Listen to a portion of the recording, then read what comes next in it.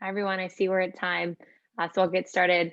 Welcome to the Performance Factor Training. I'm Brittany Rohde from Total Rewards. And so what we wanted to do today is sort of strategically discuss what's changing within our performance and potential matrix and also how that impacts the annual compensation review. We will have additional trainings. Those are on the last slide outlined as well as on everyone's calendar. But we're just want to highlight for the first 10 to 15 minutes of this call some of the key points, and then we'll open it up for questions at the end, which we can answer synchronously or async if we run out of time. So for the what that's changing, we are implementing company-wide a performance and potential matrix.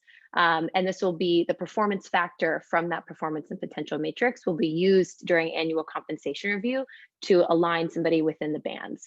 We have the reasons why from both the the talent development program with the PBPs and the total reward side. But if you have any other questions on why, please feel free to add that. If you want to click to the next slide.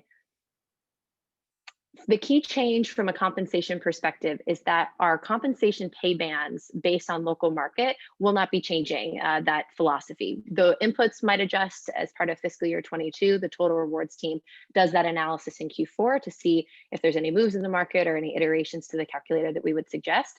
But the philosophy behind it is staying the same. Just how somebody increases within those bands is now based on performance as opposed to a market input.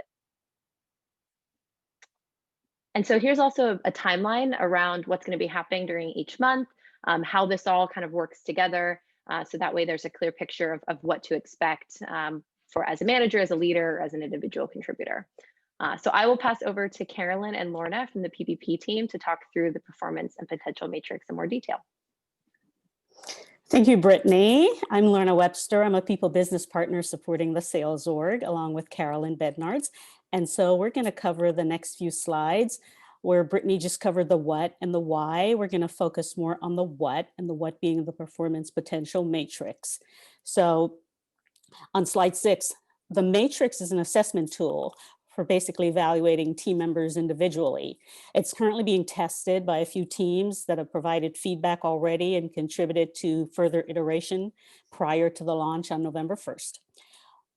The purpose of the tool in summary, there are a lot of purpose points listed there, but in summary, it's to calibrate team performance and to support our move to a compensation review cycle that's based on performance.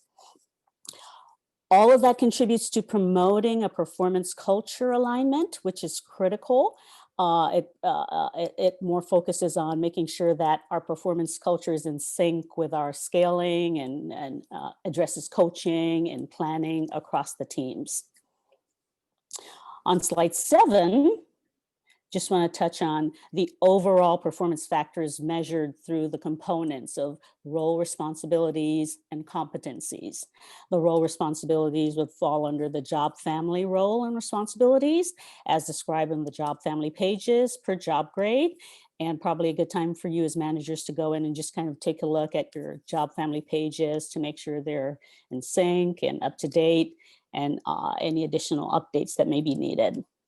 The competencies, of course, are our credit values, our remote working competencies, and if applicable to the role or level, any functional competencies.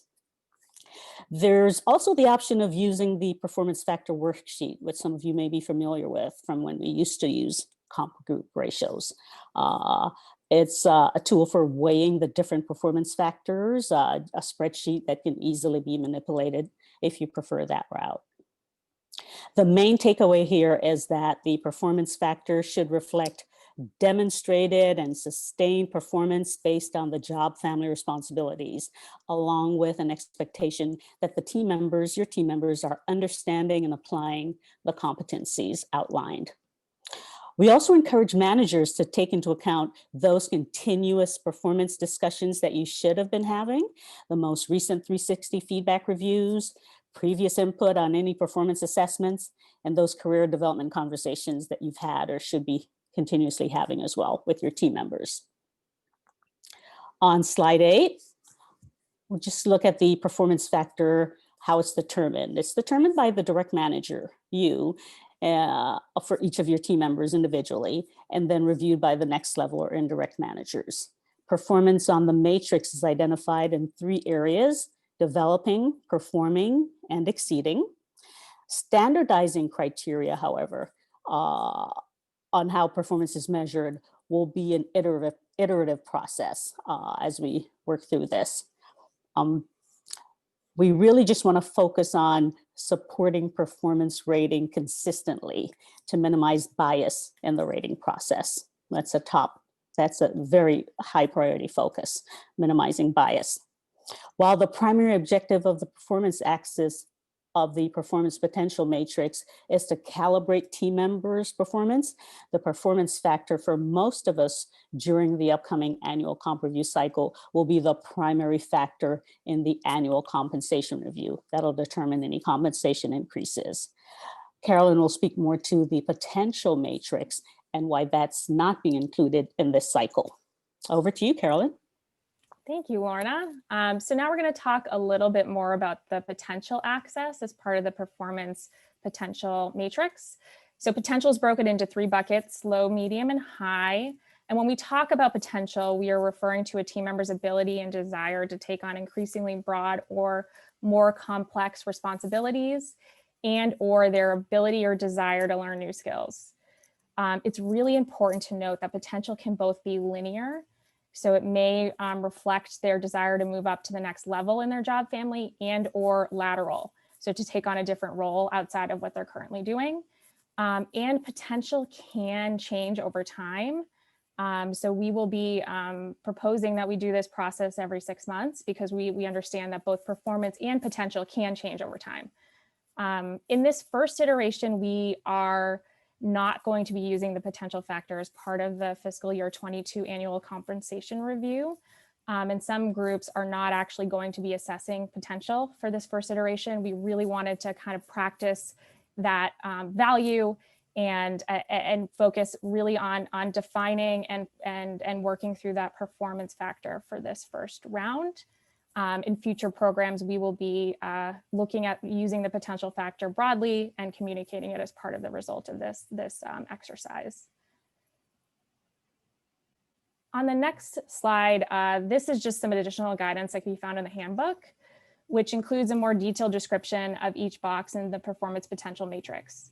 It includes some additional actions and next steps that can be discussed with team members after the program closes. But really the focus on this slide is to just reinforce that the real benefit of this program is going to be career conversations after the program closes. So although managers are going to be focusing on this throughout the month of November, they should also be thinking forward to what actions and what results will come of the ratings that they rate their team members, what discussions need to happen post-program closing.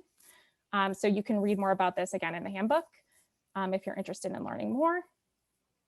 And then finally, we also want to call out our amazing people ops engineer, Lean. She developed an assessment tool to help us execute the program this year. For groups that have done this in the past, this tool is really replacing the slide deck that your PVP may have helped create for you to facilitate conversations and calibration meetings.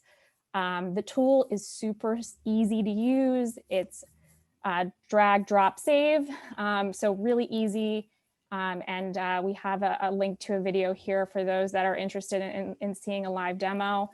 Only managers and indirect managers will have access to the tool. So if you're an individual contributor or don't have direct reports, you will not have access to the tool at this time.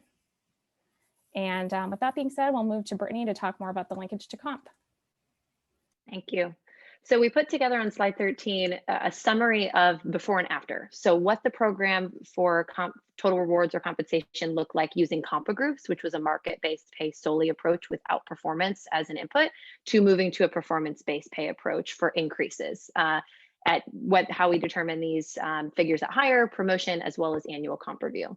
So the next slide, just focusing on annual comp review, what we do is we have some recommendations around what the typical increase we would expect based on the calibrations that happened for the performance factor. We will be running on the total rewards team underrepresented group audits, both after the calibrations are complete to understand the distribution of performance factors, and then again at the end of annual comp review to review the percent increase from discretionary amounts for managers to minimize any bias and to have those conversations before everything's approved and finalized. One thing that's really important to note is these are just recommendations. These aren't capped. These are not explicit. It's just a good framework to make sure that this is consistently being applied across the company. But we do want managers to take into account some of the qualitative factors of any increases the team member may have received last time they were promoted, if that received an increase during the last 12 months, for example, or if the team member is new. So on the next slide, there's an example of new team members. So eligibility for annual comp review and to participate in the performance and potential matrix is a hire date on or before October 31st. So for example, if you have somebody that came in today on October 21st, they may be ramping and developing in their performance because they're newer to GitLab. So the expectation might not be to have a large or even any increase at annual comp review because of that performance factor. But that's something that we'd want the manager to really review, as well as to discuss with that team member to make sure that expectations are aligned once the annual comp review cycle has closed, but also once they're communicating the performance factor, setting those expectations so that somebody's not going into the January review expecting an increase.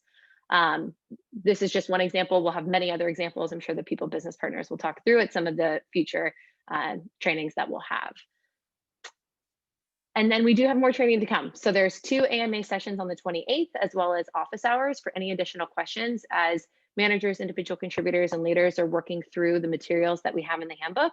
And then we'll have specific training on the assessment tool itself for team members to be able to log in and use that once they have access.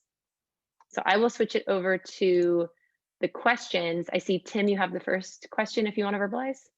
Thank you, Brittany. It looks like Carolyn already responded, but just to replay it, I love the use of the 9 box. I think the ultimate benefit of the 9 box is to, at least as a manager, remember that it's not, this is where you are, but it's, this is where you are, and this is where I see your potential. I see your performance increasing, or I see your contribution increasing. And so it can feel a little stifling if it's used the wrong way to say, you're in box 4, we'll check in with you later. It can be really a great spot, a jump off to say, you're here, but if you complete project A, B, or C, or from a sales attainment, or special projects, whatever else, what other work we might want to challenge that person with, then we can say, this gets you up to here. And so instead of it being a static spot that you're stuck in based on perspective and bias, it can be a really good spot when it's used correctly to jump off and say, we're moving here. I like it a lot. Thank you so much for sharing. And we agree. I think that's why we're recommending doing this more than just once a year too. And we'll be checking in on the PVP side with leaders to just make sure those conversations are happening. And we'll be providing some additional support on how to have those conversations effectively in future trainings. So thank you for bringing that up. And RIP Compa groups. Yes.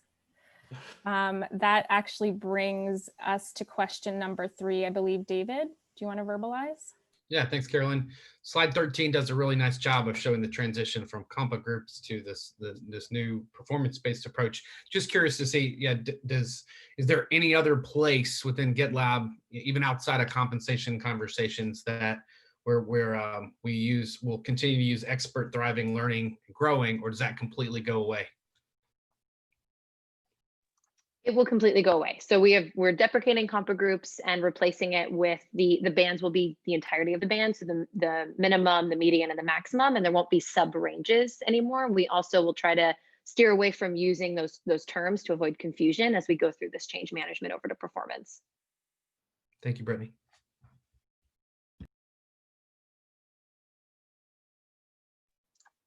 Tori, I think you have the next one.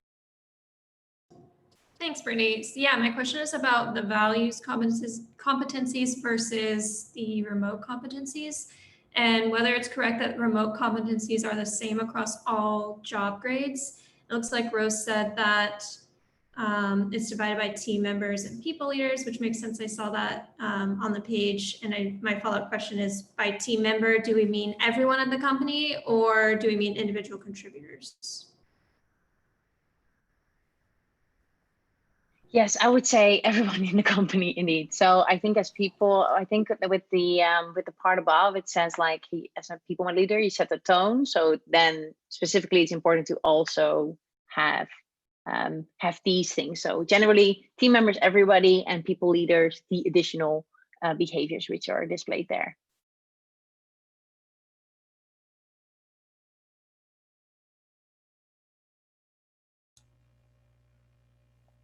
I think Thank you, Thomas, Rose. you're And up Thomas, you next. have the next question. Would you like to verbalize? Yeah, sure. I'll go ahead and I'll ask it, though it may already be answered. So slide 7, there's a bell curve for expectations as far as performance reviews that's articulated. Are these guidelines, or should we expect these to be enforced? I can take that. They are guidelines. And I think we, again, are trying to provide managers and leaders additional guidance. And we'll be discussing it as part of calibration conversations, just looking at distribution, making sure that, you know, we're checking in on leniency bias, and making sure that folks are graded kind of fairly across different teams.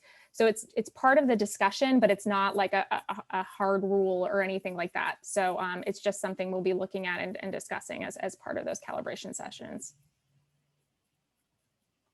Great. And then I think Gronk, you had the next question.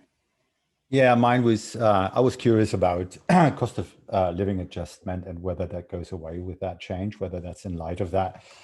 So as I understand the answer, it looks to me like we are practically replacing compa groups and COLA with performance. I mean, as in net.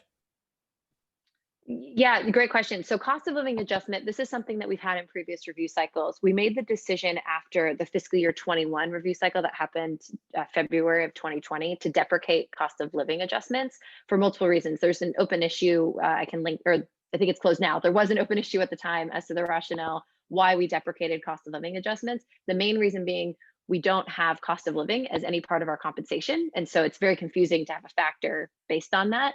We only had compa groups that were going to be a part of the fiscal year 2022 annual comp review. The performance factors are replacing compa groups, but in essence, if you look year over year, you are correct that it is both are being removed and performance is being added. But to Kenny's point farther down, what I do want to ensure as well is that when we iterate on the ranges, so let's say that somebody's benchmark or location factor changes, we will be making sure from a total rewards side that team members stay within the compensation band. So that min and that maximum, somebody falls below the minimum, there'll be a recommended minimum increase to get them back into range to make sure everybody at GitLab is paid to market rates. And then the performance will be reviewed layered on top of that. Thanks, Brittany. Yeah, and then also to highlight, because there's been confusion about this in the past, benchmark and location factor increases are not automatic. They are reviewed qualitatively with all other factors in play, but it does definitely impact if your location factor or benchmark increases significantly, it could impact where you are within the range.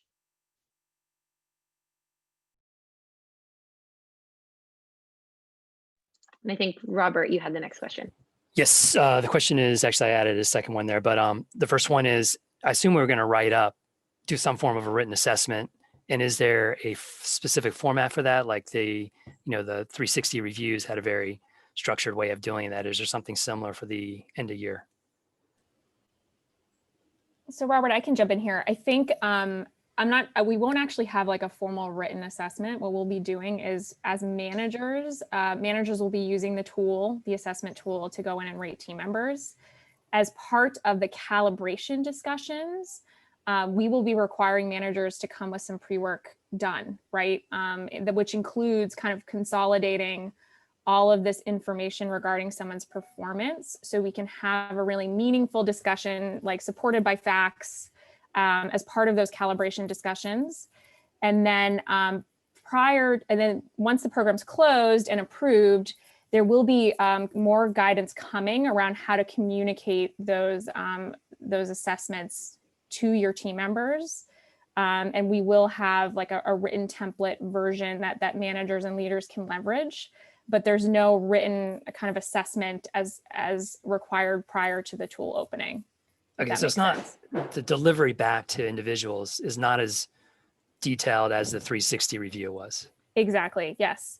We will have a format that people can leverage, just again to have that conversation successfully, and really the meat is deciding together with your team members on what actions they'd like to take to kind of further their career development. Okay. So we'll provide a framework for that. Okay, and then just to follow on the distro thing, is there a distribution for the growth potential or no? No distribution for potential for this iteration. Okay, thank you. Yep.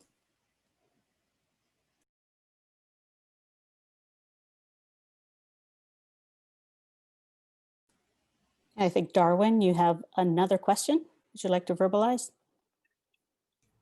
Sure. Just in the past, I have, as a matter of my own initiative in other companies, prepared a total contributions report, just because it's hard for a manager to remember when things are contributed. And obviously they have a lot of reports, and a calendar year is a long time. I'm just wondering if any thought has been given to not necessarily requiring it of everyone, but allowing it somehow, or allowing it as part of the input process. And when you say total contributions? In my role, we do a lot of things that aren't collected by metrics in various systems. So potentially no one but myself knows how many marketing events I have, participated in and done content for, or enablements or other things like that.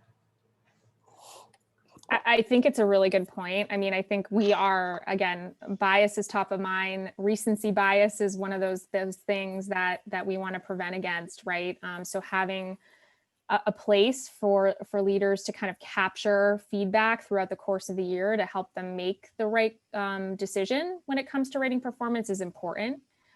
So I think, again, it will be something that we'll definitely recommend as preparation for those calibration discussions. And I think if you have any best practices, please share. I think this is the first iteration as we do these every 6 months. Would love to include that, more proactively for leaders just to be thinking about throughout the course of the year. And I'm just curious, Darwin, how are you collecting that now? What's the repository for that now?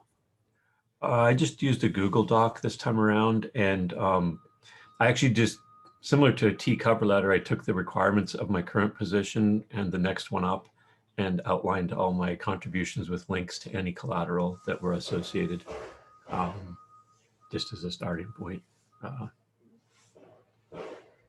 Thanks. Definitely an opportunity to kind of incorporate some of that as we iterate.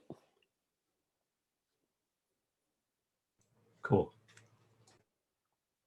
And I don't know, in the comments, Eric, I know you mentioned the engineering template. I don't know if you want to verbalize anything specifically about that. Yeah, I put it in chat.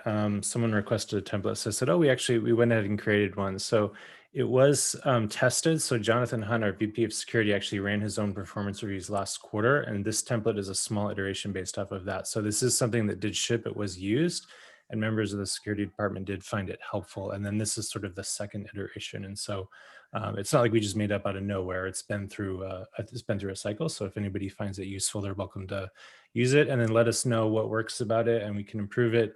Maybe it even becomes a source of what People Ops ends up standardizing for everybody next time around. Great, thanks for sharing.